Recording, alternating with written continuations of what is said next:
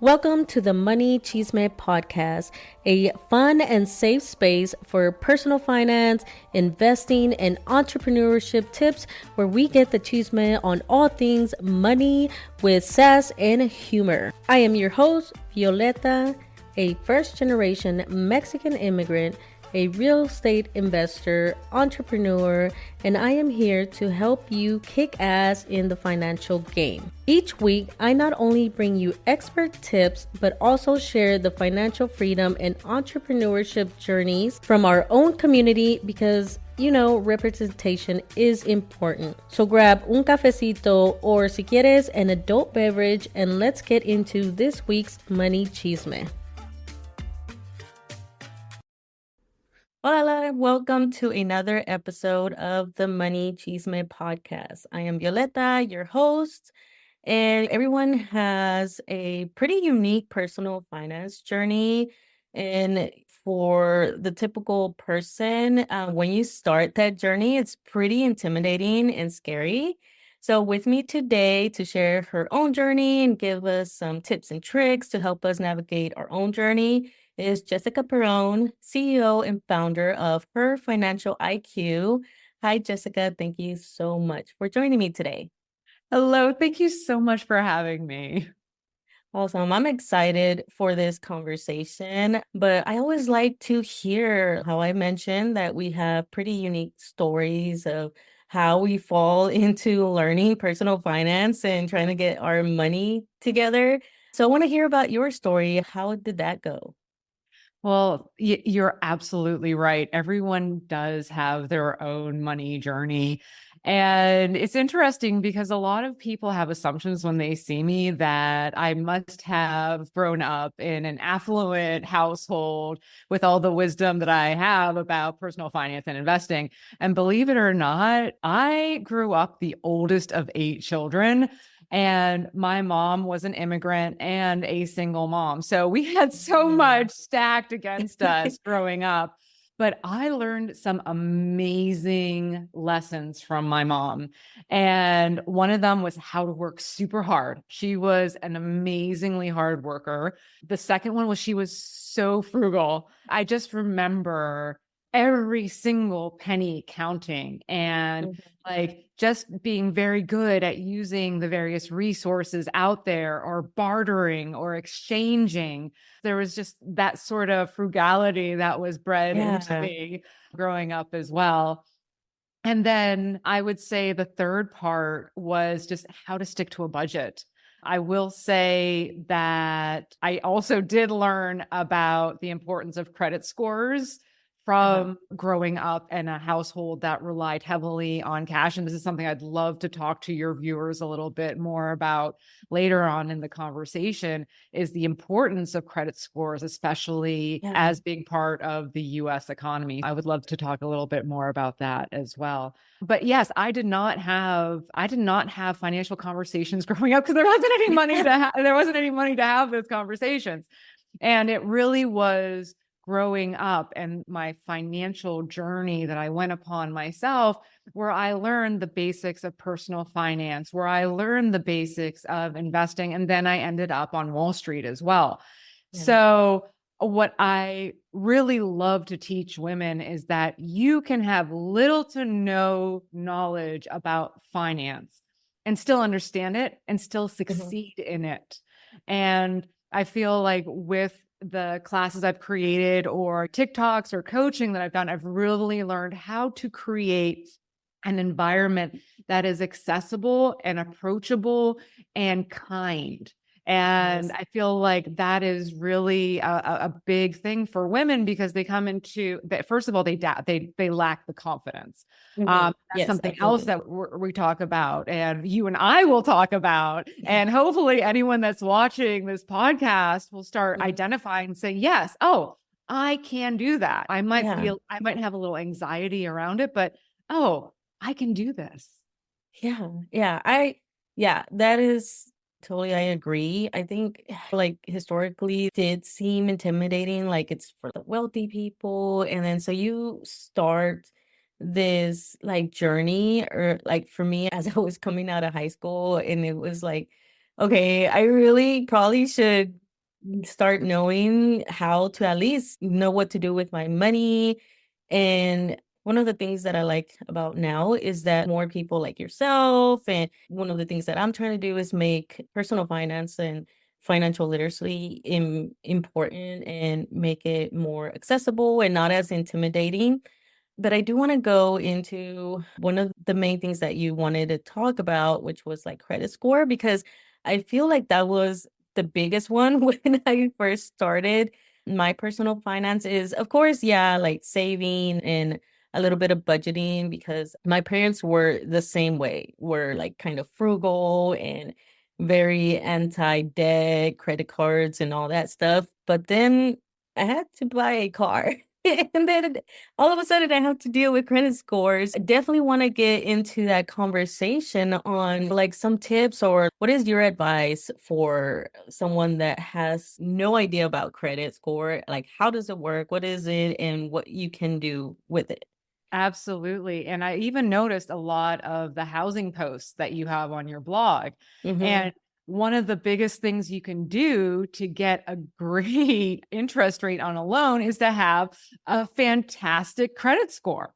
And Mm-hmm. people don't understand that it really is your financial passport to all these products out there. And especially immigrants, when they're coming to the US, they are so used to cash economies. They are so used to mistrusting institutions. And Mm-hmm. you would absolutely, there's the envelope strategy out there for budgeting and saving. And you're like, yes, if I am using cash, if I am staying with just within the cash that I'm using, I'm doing great. And Yeah. frankly, that's true. That's fact. But Mm-hmm. it doesn't help your credit score. So what is a credit score? Let's Mm-hmm. like back up a little bit on that. And thank you so much for asking this question because this is something that is dear to my heart as well, because Mm-hmm. going to college, because my mom did not and my stepfather did not have a good credit score, they could Mm-hmm. not co-sign my loans for me. So Yeah. I could not get out loans to go to college. So I actually had to take a year off between high school and college to Mm-hmm. work and save up enough money so I could get to college that first year. Oh, So wow. that is exactly one of those lessons that you learn. You're like, oh my gosh, no one ever told me about credit scores. Like your mama will say to you, brush your teeth. Your mama will say to you, keep your hair nice, keep your skin And nice. then, But she doesn't tell you to keep your credit score nice, right? yeah, exactly. But like that is one of those things that are critical to financial wellness in the US.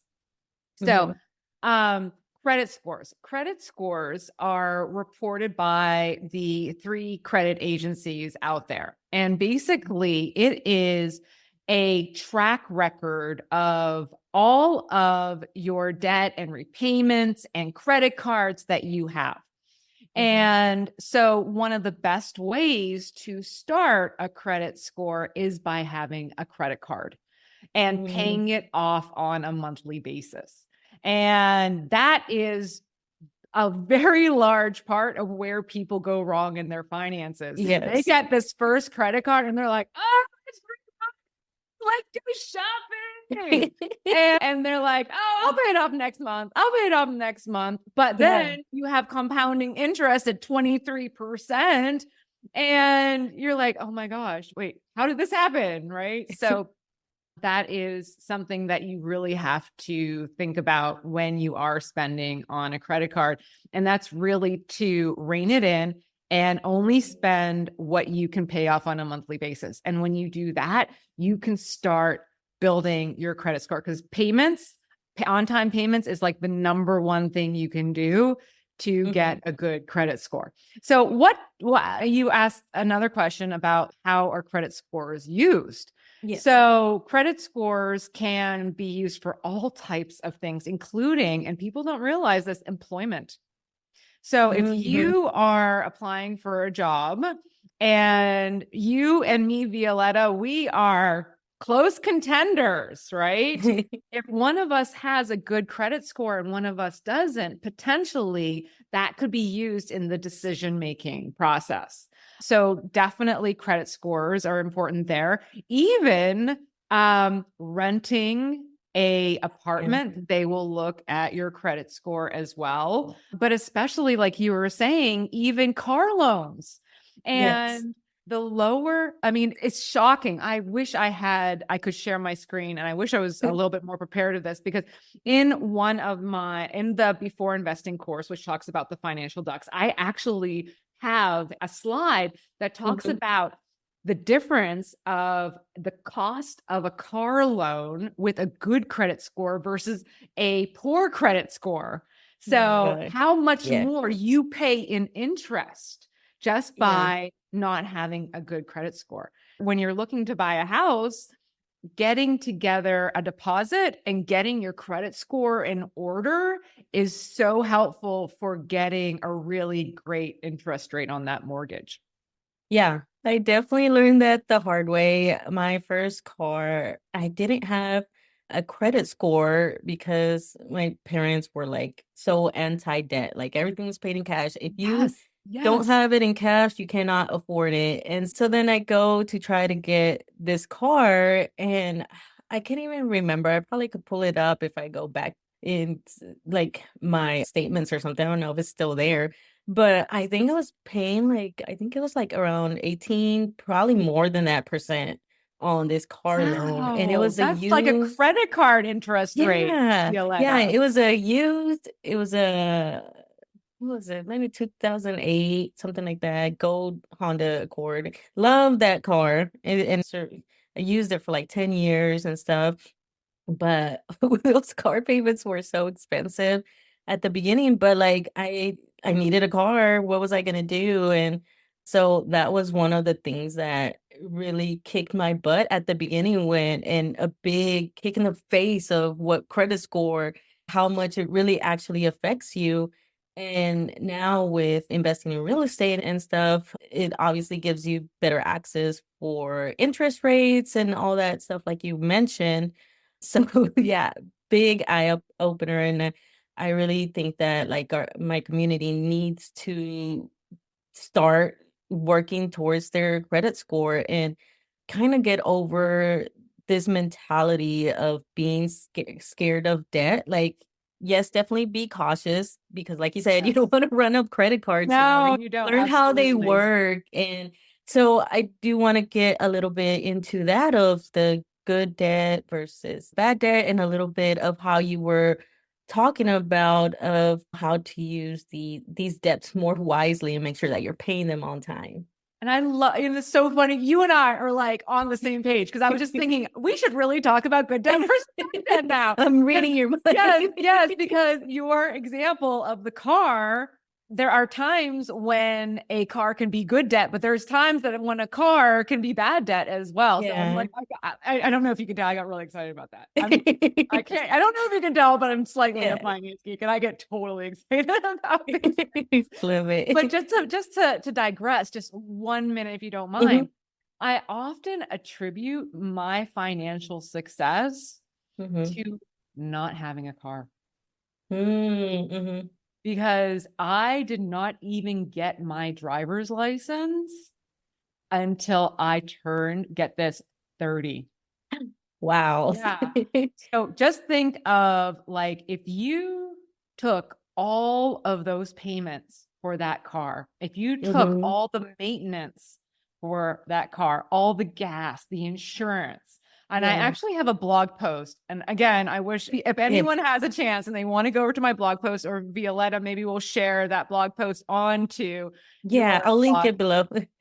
Is ditch the car to pay off debt and pay off high bad debt, because, and I actually go through the numbers of how much you would save if you just ditch the car altogether. So, but I was able to save up my nest egg really super early and start investing and start my investing journey a lot earlier, because I did not have a car. I did not have those costs. And therefore it all went into a savings account. And therefore, when my credit cards were all paid off, my student debt was paid off, and I was completely debt free, I had this nest egg. I had this surplus, and I was like, okay, it's time for me to start my investing journey. So yeah, I think that's where I am right now a little bit. I kind of went back kind of to a starting point because I got rid of my car, right? I still have a car, but it's just like a paid off little rinky-dink car. Old, I think it's like from 2010 or something, but it's like little Honda Civic, but no car payments and like easy to maintain. But I just don't want a car payment at the moment because I'm doing kind of like a reset, I guess, to save up some money and continue my journey. And so I agree. Like, if you can get away with doing the car payment, it could really, really accelerate your journey. Yes. And I also want to preface this too. Everyone's journey is different and everyone's goals are different too. And it might be your goal that instead of owning a house one day, you just want a nice car and you are happy with the rental. And that if you set yourself up for that and you do it appropriately, where, like you said, you're not in debt for it, you're paying it off, you're putting gas in it, no problem, and you still have your emergency fund, then by all Hmm. means, treat yourself. I'm not saying don't do it at all. It's just Yeah. that you have to financially set yourself up and so that you can afford these things in an appropriate manner, in a manner that's not going to get you in the weeds financially. So Yeah. I do want to preface that I'm not against looking nice or have nice things. No, it's when it's appropriate and you can actually afford it. Yes. Totally agree on that. And with that, what are some of going back to a little bit of the question is like, can they make sure that they set themselves up, especially with the debt and things like that, so that way they can feel less, I guess, get rid of that guilt of having these nice things. Sure, absolutely. And thank you for bringing us back to this. But I also believe in everything in moderation, including moderation, Hmm. because like we want to have healthy relationships. We want to have with money. We want to have a joyful life, but we want to do it within our means, right? Hmm.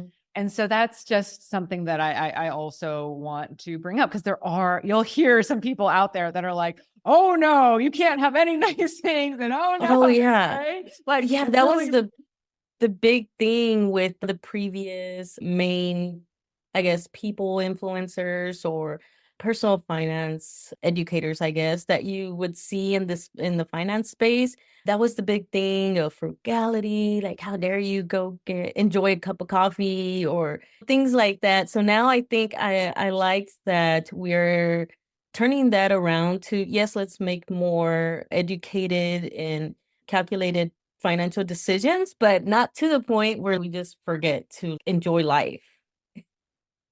So I'm glad that we're going that route and having a good balance now. yes, absolutely. And I feel that once you have that balance in anything, not just finances, you can have a joyful life. But let's go back to that needs versus wants and the good debt versus bad debts. Actually, the good debts versus bad debts. When I'm thinking about like good debt versus bad debt, there's a couple things I think about, but probably the biggest aspect of trying to figure out whether a debt is a good debt or a bad debt, excuse me, is if that debt pays you more than Hmm. what you pay into it. Okay. So historically, education could be a good debt because you're going to school, you're investing in yourself, and then potentially you are going to have a return on that education that helps you earn more. Now, there's a lot of controversial studies going on now about Yes. cost of a college education versus the debt that you're put into it Hmm. versus what you make coming out of school. So that is a whole other conversation. That's why I put a little bit of potentially there too. Yes. But that in itself, Violetta, I think is a whole nother podcast that we could do. Yes. Absolutely, for Okay. sure. And then another aspect, Violetta, that we've also hit upon, another potential good debt could be a home loan, right? Hmm. You are taking out debt on something that will potentially increase in value and give you a return in the long run. So those are two mainstream thoughts of what a good debt versus a bad debt is. So a bad debt would be, for example, credit card debt. And I'll say most credit card debt. And I'll put an asterisk on this because I have put my own spin on good debt and bad debt as well. So, but most credit card debt is bad debt for something, some shiny object that you saw. You said, "Oh, this is pretty. I want it." Right. And it doesn't give you a return and you're paying interest on it, not getting a return on that debt. So traditionally, credit card debt would be a bad debt. So where do we get into sort of the fuzzy gray area? The fuzzy gray area would be, for example, if you need to invest in yourself. So you need to dress up for an interview. Okay. And I'm not talking about going out to Bloomingdale's and picking out a $500 suit. No, I'm not saying that at all. What I'm saying is, okay, I need to look nice for an interview. I'm going to go to TJ Maxx. I'm going to find something very nice that is not extremely expensive, that I could see myself paying off very quickly if I get this job. Well, then, and that is investing in yourself.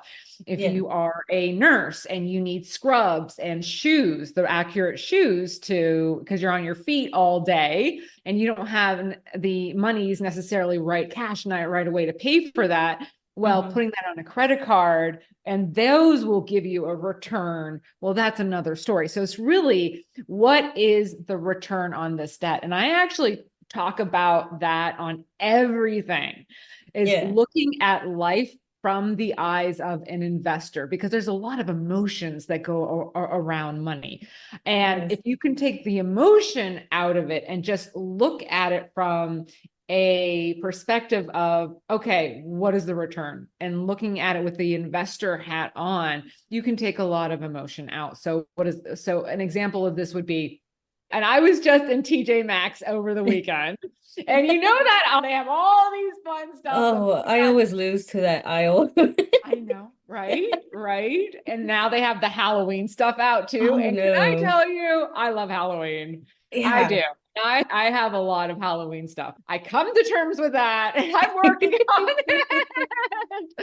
it. But I literally went down that aisle and I didn't pick up one thing. I did. And I was thinking about it. And as I was going, I'm like, I don't need that. I don't need that. Nope, nope. I don't need that. I don't need that. It really is, what is the return on this investment? So if you're going down that aisle and you see another scented candle and you're like, oh, like those scented candles get me too. Like, the only one, those scented candles get me, but how many scented candles can you really have? And then you have the almost empty ones like laying around and you don't want to throw those out because the candles are so pretty on the outside. I've been there. I've gone through the thought process as well. But really, like, what is the return on that candle? For sure. Like another candle, what is the return on that? And you mentioned actually coffee just a little bit ago, Missy. And I actually have a Starbucks challenge where, especially in January after the holidays, when we are looking at our credit cards, and even right now, this is August at the time that we're recording this, we've done, a lot of us have done an awful lot of summer spending. We've been like, oh, just to the beach, and I'll just do this trip, and I need that outfit, and all these things. When we're having these challenges to really save money, and I call it financially skinny. When you get financially skinny, super fast, you go on a spending diet. And one of the things that I do challenge people to do is find that one thing, whether it's the candle at TJ Maxx, whether it's Starbucks, and do a savings challenge instead of spending it on that item that it's just like, it's a habit. And you're like, oh, I know it's a habit. I can't help myself, are putting away into a savings account that's outside of your current savings account. And Mm-hmm. another trick that I have is the various types of savings accounts out there. But Mm-hmm. one type of savings account are high yield savings accounts. Those are typically from online banks. You can usually get really super high APYs at these banks. Mm-hmm. You open up a separate account, separate from your checking account, and you put it in that savings account, that savings challenge. Oh my goodness, I totally digressed. I totally went down a rabbit hole. We were talking about good debt versus bad debt, and I totally went down this rabbit hole, and I That's got all the way to high yield savings accounts. Apologies, apologies. hey, the conversation evolves. Absolutely, absolutely. But so, what is your habit, Violetta? What is your habit? What is that one thing? um, Like, if you were going to do a savings challenge, what would you challenge yourself on? I think right now is my husband and I, we're so busy, so it's the cooking and just like Yeah. getting just food all the time. And then we'll try, but I think we haven't figured out a good way to cook at home as much because mostly we'll just have like simple things if we do have it. But for the most part, it's just become a habit. Like I get home tired, and it's mostly now because I have my daughter. She's 5 months old, about to be 5 months Oh, old. So it's been so congratulations. hard. And so we've noticed that we have been ordering or getting food, whether it's like quick things from like fast food places or whatever, or restaurants or whatever, just because it's easier right now because we're just tired. So it's funny because we did talk about it. We're like, okay, we're doing too much. We're eating out, spending too much eating out. So we are gonna go in a little, I guess, diet for that. So that's gonna be our habit that we're gonna try to break this coming after we get back from visiting my family. I love that. And I love that you are identifying it together. And I Yes. know that I mentioned this before we started our conversation that I've started Mm-hmm. doing couples coaching as well as my educational classes.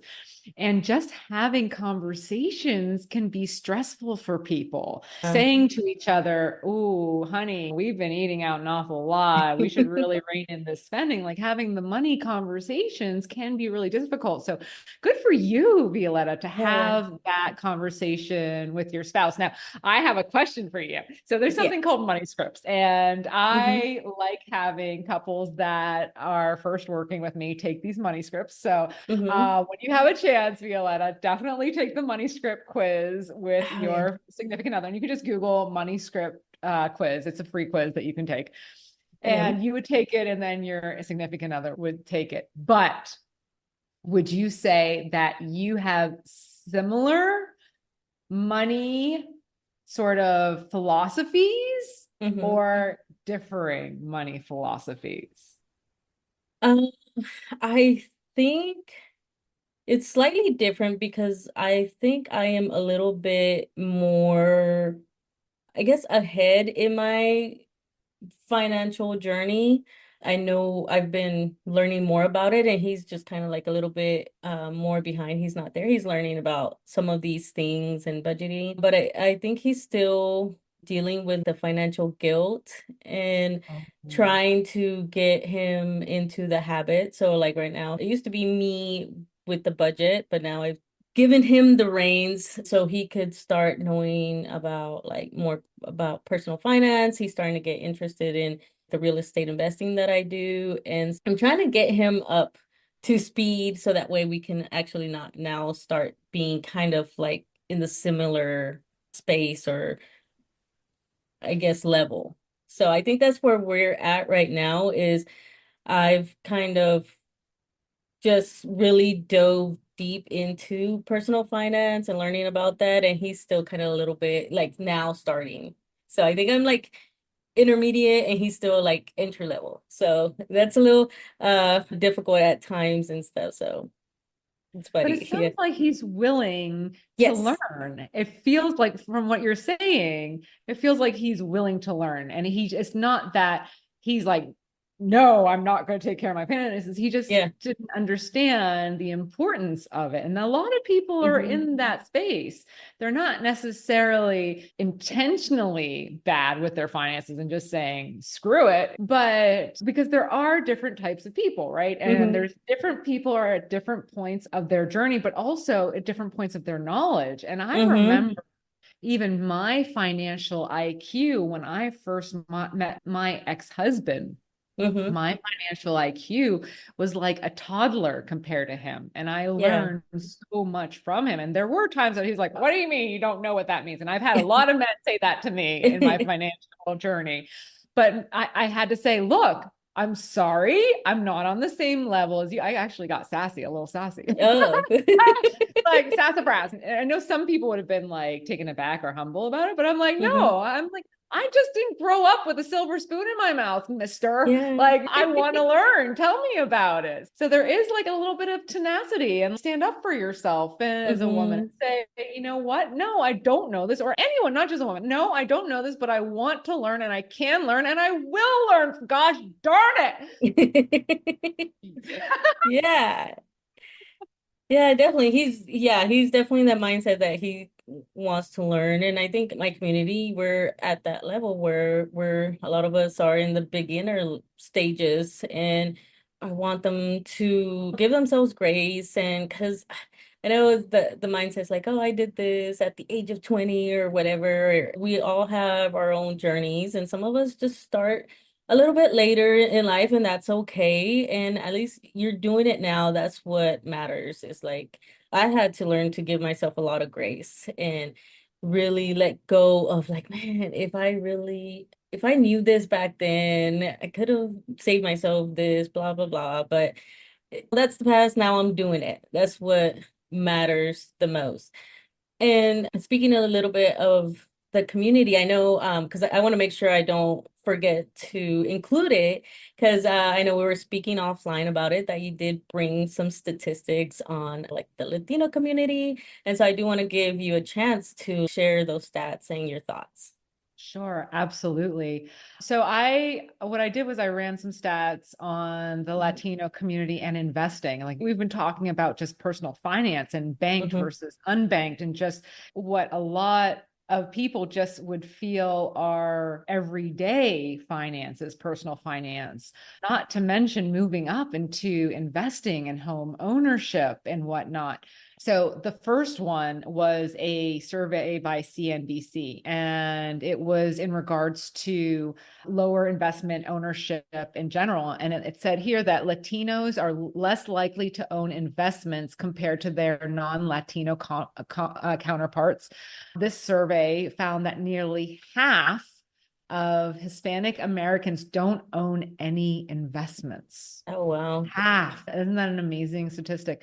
Yeah. And then for the ones that do own investments, they have smaller investment portfolios. And they go on to say when Mhm. Latinos do invest, their portfolios tend to be smaller than those of non-Latinos.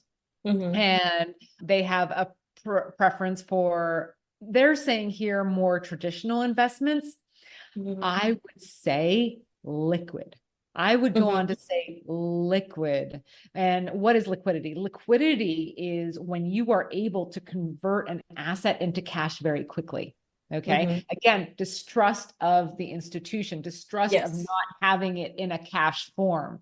So this part says that Latinos often prefer more traditional investment vehicles like savings accounts and certificates of deposit, things that Mhm. more quickly can be turned into cash. Those certificates of deposits have a little bit more risk than a savings account. I do talk about that in my before investing class, and that could be a whole nother talk, Violetta, that we could talk about as I well. think we have like five topics at this point. Yeah, yeah, absolutely. I That don't we mind coming back. So those types of investment vehicles rather than riskier options like stocks and bonds.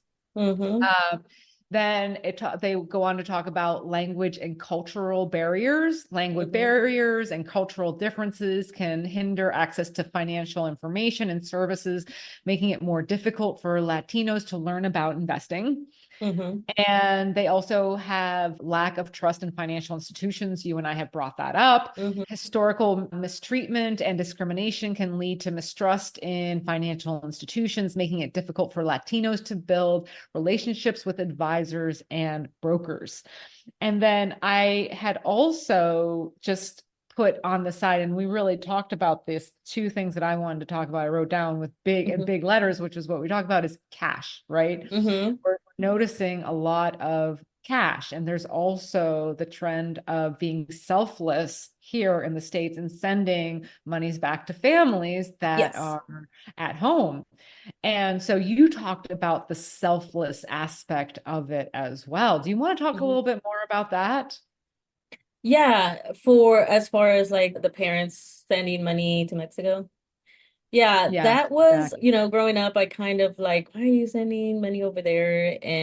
But like that's their family, and the Latino culture is more of a collective culture, whereas here in the US is a little bit more individualistic.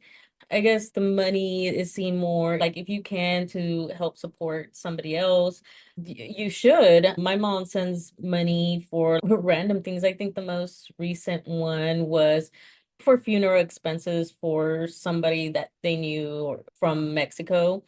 So that was one of the most recent ones, but everything is kind of like everybody helps each other out because that's just the way the system is. It's not like how we have here with like investing and things like that that you can retire from. Everybody really depends on like I guess the prior generation. So my mom takes care of her mom.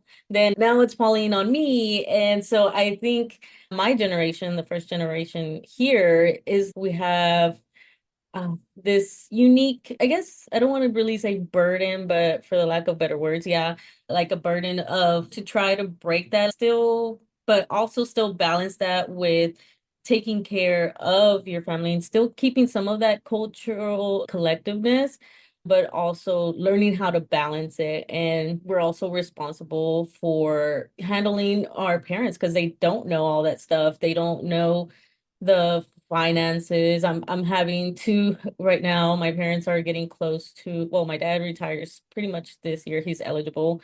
And my mom in a few years. So then I'm having to start learning about like life insurance, start learning about how this Social Security works. What are they going to get? Their benefits and Medicaid, like all that stuff. And it's a huge weight on our shoulders. Those statistics really show up how the experience of the first gen, we have to deal with that. Trying to get our parents and realizing that our parents didn't invest. They probably saved money in a bank, but it's not enough because of inflation or they misjudged. The cost of living is definitely higher now. So all those things puts a lot of stress in like my generation that is here trying to balance both and push our own journeys forward, but also bring our parents with us as much as we can and make sure that they're not high and dry. It's interesting how those statistics, and I'm going to make sure that I put that in the show notes because all of that is true. Like they don't trust, they don't know. Like my mom has access to a 401k, and it's been kind of like a struggle to try to get her to do anything with it because she doesn't understand what stocks are. And I try to explain it to her, but it's just that mistrust. And it's kind of hard to help them overcome that fear. And same thing with the high yield savings account. You mentioned that earlier, and I'm still on that, trying to get her. I'm hoping to be able to accomplish that this week that I'm here, but it's been slow progress trying to convince her that a high yield savings account is safe and better. So, yeah, a lot of struggles. Definitely, I can see how you said it was like 50% that has, 49%. Yeah, nearly half. yeah, yeah. So it's a struggle for sure. And yeah, you brought up so many good points, Violetta, as well, because you're absolutely right. Culture and Hmm. in such a tight knit culture, and there's so many other cultures out there too that really believe in the younger generation taking care of the older Hmm. generation. generation. And in their mindset, why do I need to save for retirement? My kids are going to take care of me, right? Yes. And if something happens and there's a fallout in the family, that potentially, if the parents haven't been saving for retirement, that could potentially really leave them in a tough position. Hmm. And that actually happened to my grandma. I don't want to go into it. But she also believed that she was going to be taken care of by the younger generation. Yeah. And she basically, she passed in a hospice with nothing. And it was the saddest Yeah. thing that I have ever seen. I don't want to scare people, but if you don't look out for yourselves, and especially women, right? If we Hmm. are afraid to really take these items on. And I just to go back to the courses, this is also one of the reasons why I created it, was because Hmm. even when I started off my journey, and I said I had the financial IQ of a toddler, frankly, I didn't even understand that if I was investing in my 401k, I was investing Hmm. in the stock market. I Yeah. did not make that. I did not make that connection. And I had this mentor at work, and he said, Hmm. you really should be putting money away towards your 401k. You should really be putting money towards the employee stock purchase plan. And I had no idea that I was investing in the Yeah. market.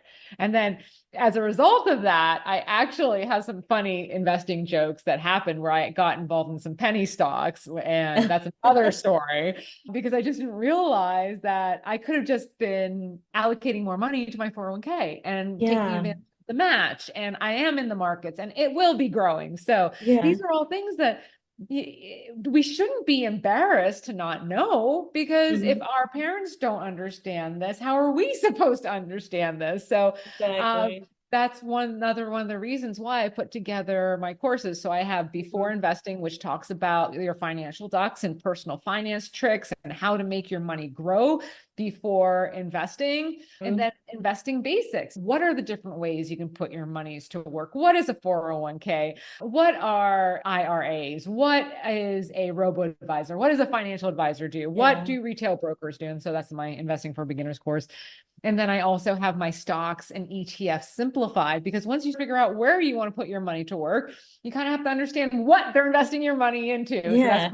that's course 3, stocks and ETFs simplified. So that's how I broke it down in the courses. And then of course, I had people saying, "Hey, Jessica, will you just help me one-on-one?" And I'm Yeah. such a people person. I love people. So I said, "Okay, I'll start coaching too." So I have expanded out into coaching, one-on-one coaching. So regardless of where you are in your life, whether it is trying to just save more, budget more, increase your credit score, or if you're starting to think about investing, or if you're about to buy a house and you want to get your credit score up. Hmm. These are all ways that a financial coach, whether it be me or another person, can help an individual get their finances in a row. Yeah, yeah, they sound great. I went on your website and I really, really love how you did the step by step. Each course is in for certain things like the beginning, the sort of beginning, and then the middle, and continue building up. So I really like that. I think that's Yeah. definitely how people learn pretty well, like all the especially me, that would have helped me back then if I had like, okay, first start with this and then with this and then go from here, instead of like having everything like being so overwhelming. It's like, oh my God, I gotta learn about savings, I gotta learn about credit score, I gotta learn Yes. about this. And Yes. now, oh God, I gotta start investing and I have no clue what that means. And so I really love how you set up your courses. Again, I will have that linked below. But You. I am thankful that you came on here to share your story and have all these conversations. So I appreciate you coming on my podcast and sharing your expertise. This was so much fun. Thank you. And I know finance and fun in the same like sentence. How could that be? But this was Yeah. really, really fun. Thank you so much, Violetta. I really appreciate having me on the show. Awesome. And again, all her information will be linked down below, along with the blog that was mentioned and the statistics, the report that you had. But other than that, I will see everyone in the next episode. Bye. Thank you so much for listening. Don't forget to like and share this episode so others can also find this podcast. Don't forget to follow me on all my social medias listed in the show notes below, where you can also find resources to help you in your financial journey. If you're interested in becoming a guest on the podcast, you can find that information in the show notes. Other than that, thank you so much for your support, and I will see you in the next episode. Bye.